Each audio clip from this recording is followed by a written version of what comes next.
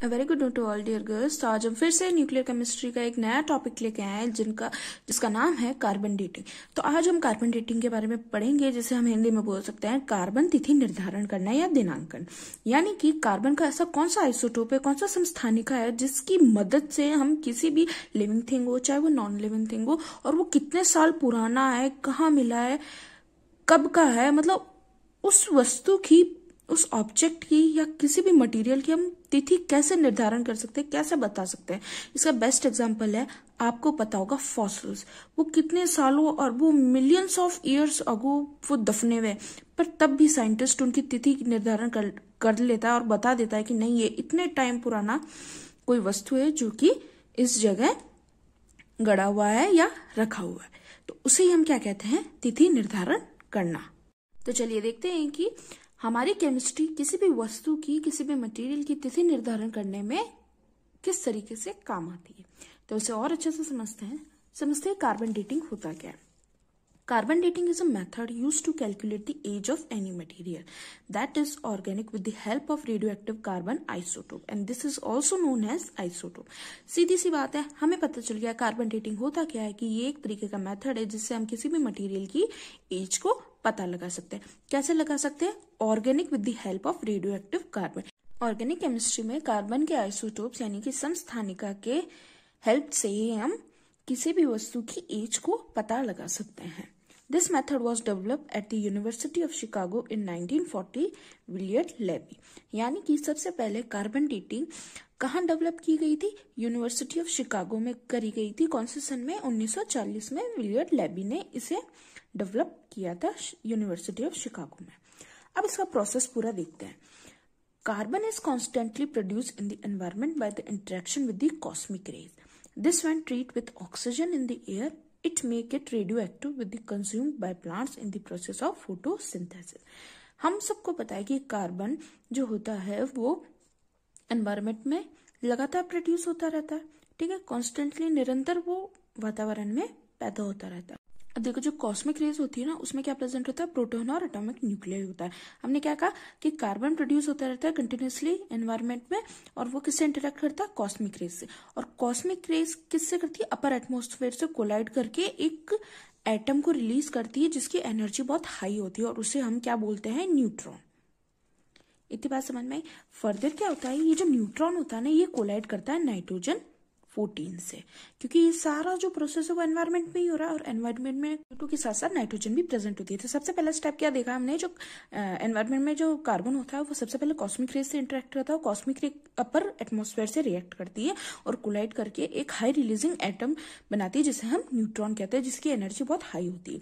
Further क्या कहते हैं, ये जो न्यूट्रॉन होता है वो एटमॉस्फेयर में प्रेजेंट नाइट्रोजन 14 से रिएक्शन करता है, और हमारे पास हमें क्या देता है? ये रेडियो एक्टिव एलिमेंट जो कि कार्बन 14 है, और यही हमें चाहिए, और एक प्रोटॉन रिलीज करता है।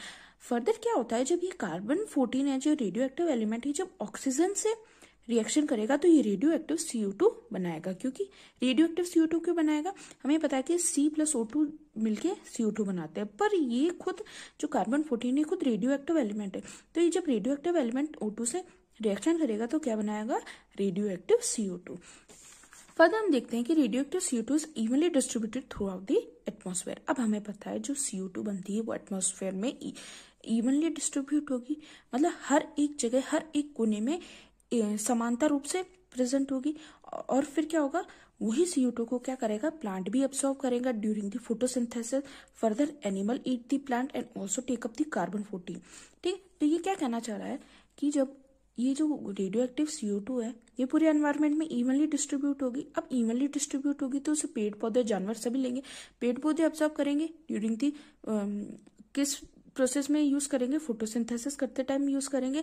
और इन्हीं पेड़ पौधों को कौन खाएगा? जानवर खाएंगे, या हम जैसे इंसान भी खाएंगे। तो animal eat the plant and also take up the carbon 14। तो यानी कि ये जो कार्बन 14 है ये प्लांट्स में भी प्रेजेंट है, प्लांट्स में प्रेजेंट है, उन प्लांट्स को हम एनिमल्स खा रहे हैं तो हम में भी वो कार्बन 14 प्रेजेंट होगा। Therefore the concentration of carbon 14 is same in the atmosphere and all living organism. तो इससे हमें क्या पता चला कि कार्बन 14 है वो सेम कंसंट्रेशन में एटमॉस्फेयर में भी प्रेजेंट है, तो हम में यानी कि लिविंग ऑर्गेनिज्म यानी कि एनिमल्स में भी इक्वल अमाउंट में प्रेजेंट है। अब कार्बन 14 और कार्बन 12 कार्बन के बहुत सारे आइसोटोप्स होते हैं, C12, C13 and C14। C14 के बारे में तो हम पढ़ ही रहे हैं, जिसे हम कार्बन डेटिंग बोल रहे हैं, जिससे कि हम किसी भी मटेरियल की एज का पता लगा सकते हैं। C12 और C13 भी होते हैं, पर जो C14 और C12 का जो रेशियो होता है, जो अनुपात होता है, वो हमेशा कांस्टेंट होता है, ये हमारी केमिस्ट्री बोलती है। But plants and animal eventually die and are no longer able to take up carbon 14। यानी कि सपोज करें अगर ऐसा हो कि प्लांट्स भी ना रहे और एनिमल्स भी ना रहे, इवेंचुअली सब डाई हो जाए, तो जब कोई नहीं रहेगा एनवायरनमेंट में, तो कार्बन 14 का इनटेक कौन करेगा? भाई प्लांट्स भी नहीं होंगे। जब प्लांट्स फोटोसिंथेसिस करना बंद कर दे, एनिमल्स प्लांट्स खाना बंद कर दे और सब कुछ खत्म हो जाए, सब कुछ मर जाए, तो क्या होगा? सीधी सी बात है, हम कार्बन 14 ले पाएंगे, ना ही प्लांट्स कंज्यूम कर पाएंगे कार्बन 14। तो क्या होगा? कार्बन 14 है, उसकी वैल्यू डिक्रीज हो जाएगी। और उसे हम कैसे शो करेंगे? ये जो कार्बन 14 है ना, इसका जब हम बीटा डिके करेंगे तो हमारे पास क्या बचेगा? बीटा माइनस डिके कराएंगे, बीटा डिके नहीं, बीटा माइनस डिके कराएंगे तो क्या होता है? एटॉमिक नंबर तो एक में प्लस हो जाता है, मास नंबर सेम रहता है। तो हमारे पास क्या होगा? जब हम कार्बन 14 या आइसोटोपिक कार्बन का जब हम बीटा डिके करेंगे तो हमारे पास नाइट्रोजन प्लस एक इलेक्ट्रॉन प्लस एक एंटी न्यूट्रिनो पार्टिकल रिलीज होगा।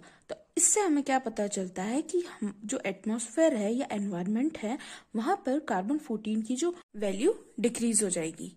तो आज के टॉपिक में हमें क्या समझ में आया कि कार्बन डेटिंग होती क्या है, कि किसी भी आइसोटोपिक कार्बन की हेल्प से या C14 कार्बन की हेल्प से हम किसी भी मटेरियल की एज पता लगा सकते हैं कि ये कितने साल पुराना है।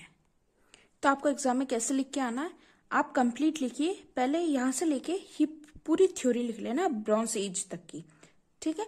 ये थ्योरी वही है जो अभी मैंने आपको बताई, कॉस्मिक रेज से लेके कैसे कार्बन 14 की वैल्यू डिक्रीज होती है एनवायरनमेंट में। ये सब मैंने सिर्फ अभी लैंग्वेज के तौर पे लिखा हुआ है, फिर बाद में आपको ये पूरा कंप्लीट पेज लिखना है।